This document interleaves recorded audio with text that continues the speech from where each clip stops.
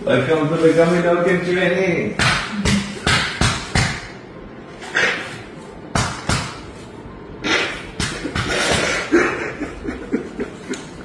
Very good. Very good. That's intuitive. Come on. That's the Kaminokan. This is what Kaminokan is about.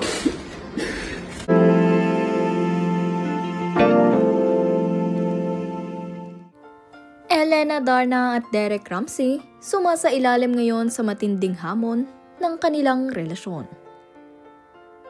Bago ang lahat, huwag niyong kalimutang mag-subscribe at pindutin ang notification bell para maging updated sa ating mga susunod na video. Kamakailan lamang ay masayang nagbakasyon ng pamilya Ramsey sa iba't ibang lugar dito sa Pilipinas. Masaya nga ang kanilang mga naging bonding nitong mga nakaraang buwan, kaya naman laking gulat ng mga netizens nang ibahagi ni Derek Ramsey ang video niya na humahagulgol. Kasabay nga rin ito ay ibinahagi niya ang larawan na ito ng kanilang anak ni Ellen na si Lily na ito ay umiiyak. At sabi nga niya sa kanyang caption, "Papa is on his way home, my love." Ngayong araw nga rin ay ibinahagi nitong si Derek na mayroong mga nagbabahagi ngayon sa social media ng fake news. Kung saan ang sinasabi nga sa video ay DNA test result daw ito na hindi niya anak itong si Lily kay Ellen Adarna. Ngunit ipinagtanggol naman nga ito ni Derek at sinabing loyal ang kanyang asawa na si Ellen Adarna. At sigurado siyang anak niya itong si Lily. Kaya naman tigil-tigilan na ng iba ang pagpapakalat ng fake news. Nakakapagtaka nga rin ang mga ibinahaging video ngayon nitong si Ellen, kaya naman pasaring ng mga netizens ay may pinagdaraanan sila ni Derek. Sa video nga ito ay nakasulat, "She will never forget how she was treated when she was postpartum. Calling her crazy or using this very natural occurrence after birth against her is one of the cruelest things someone could do. As a man, you'll never understand. As another mother, you should have been ashamed of yourself for doing that." Mukhang mayroon ngang nasabi itong si Derek na hindi nagustuhan ng kanyang asawa na si Ellen. Kahit ba ito ay joke, maaaring hindi naging maganda ang dating nito para sa kanyang asawa. Bagkus ngayon ay nagsisisi na itong si Derek at sana naman ay mapatawad na siya ni Ellen kung ano man ang nagawa nito.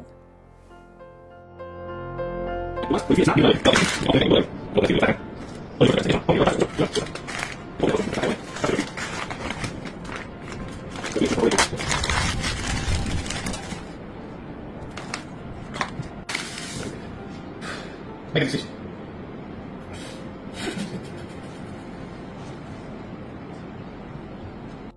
So it speaks for you, right? Stand up. Stand up.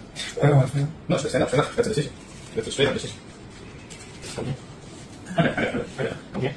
Come here. Come here. Stand here. Open it. Look, if it's not that, it doesn't matter. But if it's that, I swear you understood the essence of it, and it's the beginning of completing your path, and you created a completely different connection with your intuitive mind. Let's see. Come on. Okay.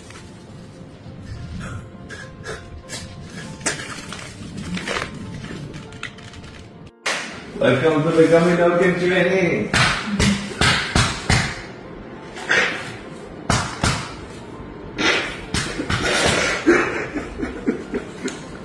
Very good.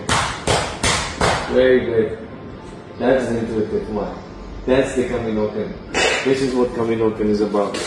It's not about the violence and the act. It's this. Makikita nyo nga sa video na hindi talaga mapigilan nitong si Derek na bumuhos ang kanyang luha. Kaya naman napahagulgol na nga lamang siya matapos tanggalin ng kanyang kaibigan ang kanyang blindfold. Sa kanilang self-healing na ito ay na-express ni Derek ang kanyang nararamdaman. At mukhang ito nga ang sinasabi ng kanyang soul, na kung saan hindi nga niya ito mailabas, kaya naman sa tulong ng kanyang kaibigan ay ngayon ay nai-express na niya ang kanyang tunay na nararamdaman. Hindi naman porket lalaki ay hindi pwedeng umiyak. Tao lamang din itong si Derek at nasaktan din ito. Kaya naman sana kung anuman ang kanilang pinagdaraanan ni Ellen ay maayos nila. Mukhang ito rin namang si Ellen ay nais makipag-ayos kay Derek at kailangan lang niya ng konti pang panahon.